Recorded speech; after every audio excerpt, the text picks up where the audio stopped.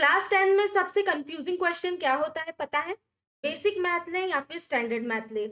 एक गलत डिसीजन आपके 2 साल खराब कर सकता है।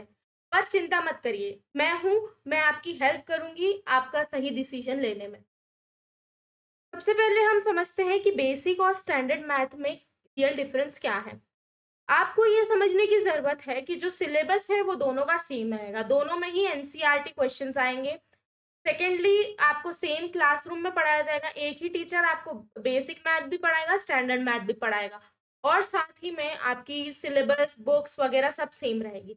डिफरेंस सिर्फ आपके कहाँ पे आएगा कि आपका जो क्वेश्चन पेपर है उसका लेवल क्या है।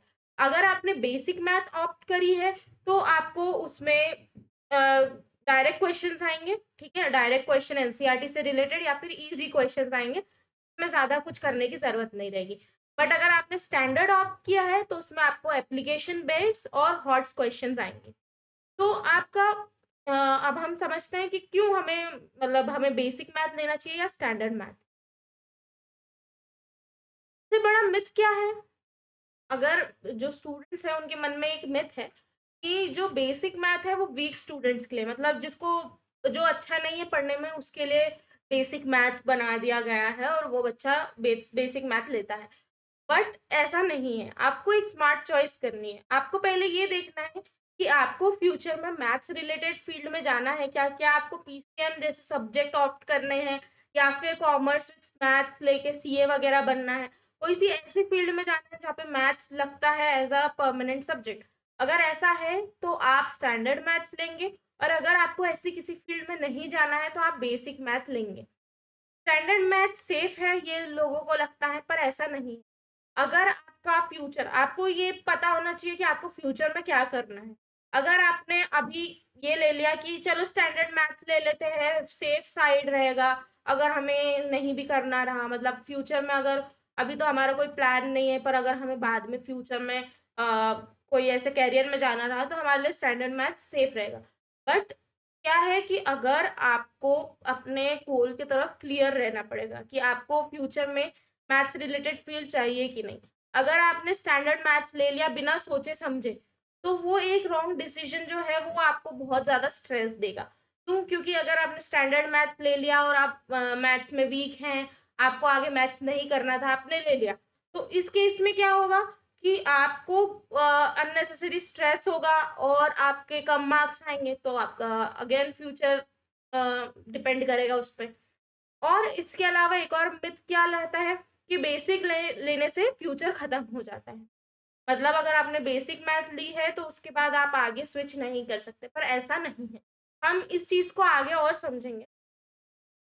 सबसे पहले हम समझते हैं कि स्टैंडर्ड मैथ की रियलिटी क्या है।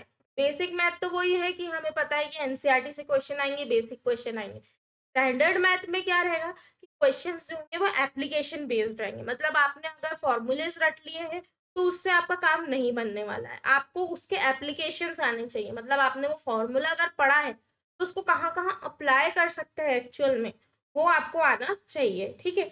आपको ये स्टैंडर्ड मैथ्स कहाँ पे हेल्प करेगा? अगर आपको पीसीएम या फिर कॉमर्स विद मैथ्स और ऐसे कोई सब्जेक्ट लेना है फ्यूचर में 11th 12th में, तो आपको स्टैंडर्ड मैथ्स एक मैंडेटरी सब्जेक्ट रहेगा, क्योंकि आपने अगर स्टैंडर्ड मैथ्स पास नहीं करा है तो आपको पीसीएम कॉमर्स विद मैथ्स ऐसे सब्जेक्ट्स नहीं मिल पाएंगे। सबसे बड़ी गलती क्या स्टूडेंट सोचते हैं कि हम तो क्या रट लेंगे चीजों को और उससे हो जाएगा, हमारा स्टैंडर्ड मैथ्स का पेपर निकल जाएगा। पर ऐसा नहीं है। स्टैंडर्ड मैथ्स का पेपर डायरेक्ट नहीं आता है जिसमें एप्लीकेशन बेस्ड क्वेश्चंस आएंगे और हॉट्स क्वेश्चंस आएंगे, ठीक है। तो आप सिर्फ अगर डेफिनेशन रट के चले गए या फिर फॉर्मूला रट के चले गए तो आपका काम नहीं होने वाला है। This subject is for those who understand, not for those who memorise, ठीक है। जो मैथ्स को समझेगा के लिए अच्छा रहेगा, और जो मैथ्स को नहीं समझेगा रटेगा वो पास नहीं होगा, मीन्स अच्छे मार्क्स नहीं ला पाएगा। तो हमें मैथ्स को समझने की जरूरत है, ठीक है।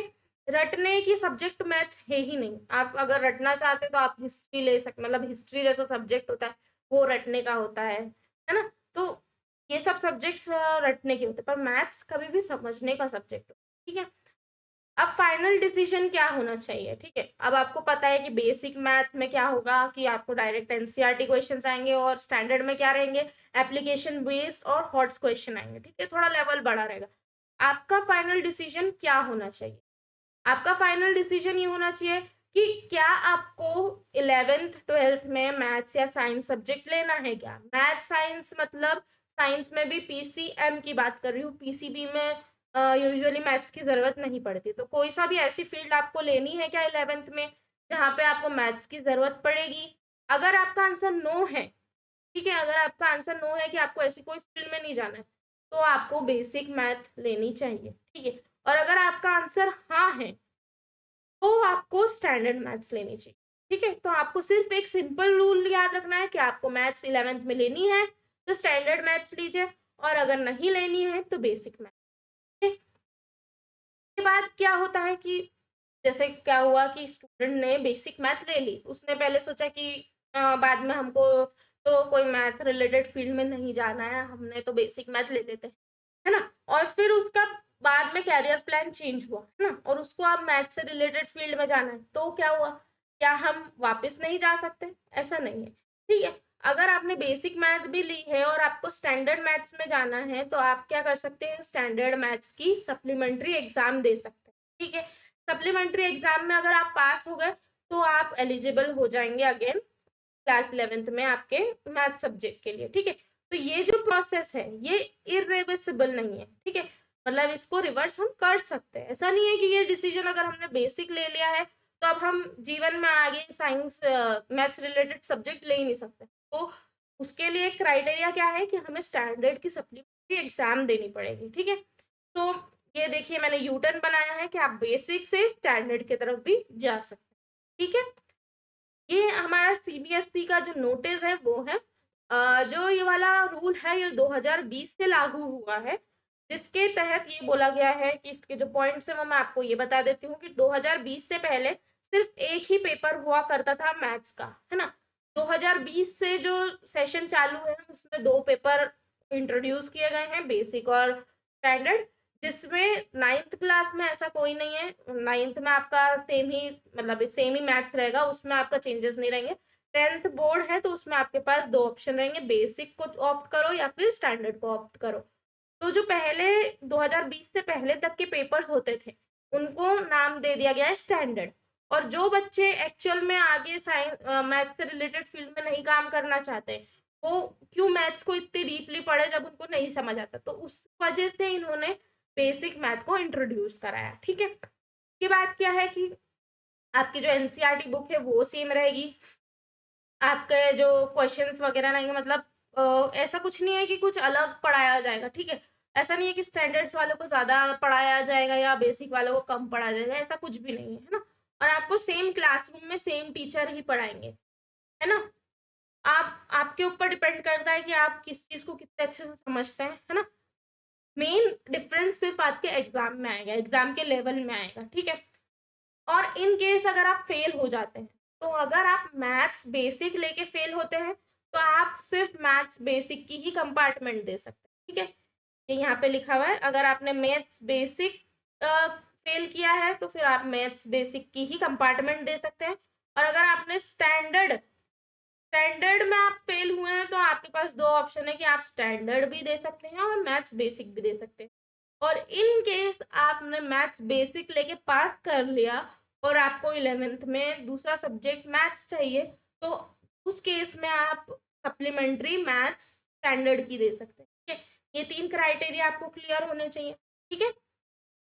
के बाद मैं आपकी हेल्प कैसे करूंगी, देखो बच्चों को मैथ समझ नहीं आता, क्यों नहीं समझ आता, बिकॉज उनको वो चीजें समझ ही नहीं आती है ना, वो चीजें उनको कॉम्प्लेक्स लगती है क्योंकि उनको उस चीज का अच्छे से एक्सप्लेनेशन समझ नहीं आता, ठीक है। तो मैं कॉन्सेप्ट रिलेटेड वीडियोस बनाऊंगी जिसमें सिंपल एक्सप्लेनेशन होगा, तो आप उन वीडियोस को देखो और उससे जो मैथ्स को समझो, जब आप मैथ्स को अच्छी तरीके से समझो तो आपको मैथ्स डिफिकल्ट नहीं लगेगी। उसके अलावा मैं आपको प्रैक्टिस वीडियोस भी दूंगी जिसमें बेसिक और स्टैंडर्ड्स के क्वेश्चंस होंगे, ठीक है, दोनों के पेपर अलग आएंगे तो उनके क्वेश्चंस अलग होंगे, तो उनकी प्रैक्टिस भी कराऊंगी। आप जो है डाउट्स अगर आपको कुछ है तो वो आप कमेंट बॉक्स में लिख सकते हैं, मैं ट्राई करूंगी कि मैं उनको सॉल्व करके आपको आंसर प्रोवाइड करूँ। मेरा मेन एम ये है कि आपका मैथ्स से डर मुझे दूर करना है, ठीक है।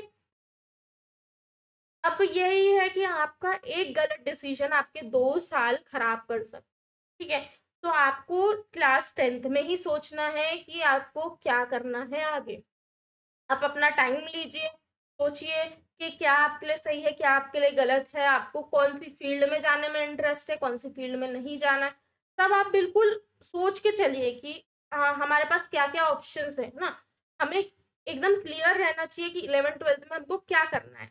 ये बेसिस पे आप 10th पे सब्जेक्ट्स को लेंगे, ठीक है? मैंने आपको प्रोज़ एंड कॉन्स दोनों सब्जेक्ट के बता दिए कि बेसिक लेंगे, तो वो क्यों अच्छा है, स्टैंडर्ड लेंगे तो वो क्यों अच्छा है, ठीक है?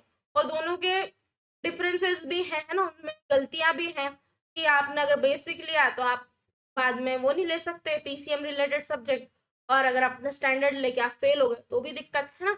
तो सब चीज़ों को आपको अच्छे से समझना पड़ेगा और इस पे एक बहुत क्लियर डिसीजन लेना पड़ेगा सोच समझ के। ऐसा नहीं है कि मन से बोल दिया कि अरे सारे बच्चे बेसिक ले रहे तो मैं भी बेसिक ले लेता हूँ, या फिर सारे स्टैंडर्ड ले रहे तो मैं भी स्टैंडर्ड ले लेता हूँ। ऐसा नहीं करना है, ठीक है?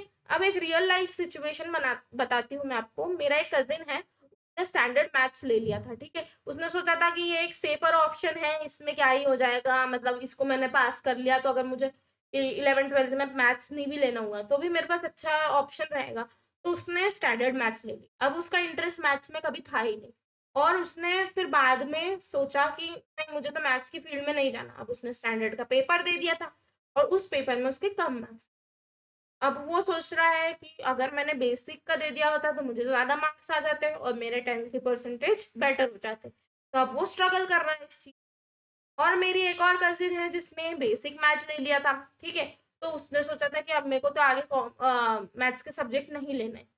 बट उसका फिर वापस उसका भी डिसीजन चेंज हुआ, है ना? जब 10th खत्म होने आई तब उसका डिसीजन चेंज हुआ कि नहीं, मुझे मैथ्स की फील्ड में जाना है। तो उसने अब बेसिक की एग्जाम दे दी थी। तो अब उसने सोचा कि अब क्या करूं, तो उसने फिर कंपार्टमेंट दी स्टैंडर्ड की और फिर उसको पास किया। तो दोनों ही सिचुएशन में लाइक आपने अगर गलत डिसीजन ले लिया है तो आपको रिग्रेट तो होगा, या फिर आपका लाइक थोड़ी बहुत प्रॉब्लम्स तो आएंगी। इसलिए आपको क्या है कि आप पहले अच्छे से सोचे, अपने पेरेंट्स से डिस्कस करें, अपने जो भी सीनियर से डिस्कस करें, अपने बारे में क्लियर करें कि आपको फ्यूचर में क्या करना है। उसके हिसाब से आप दोनों में से जो भी आपको अच्छा लगता है वो चूज करें, ठीक है? ये कंप्लीटली आप पे डिपेंड करता है कि आपको स्टैंडर्ड चूज करना है कि बेसिक, और आपको मैंने सबके प्रोज एंड कॉन्स बता दिए हैं, ठीक है?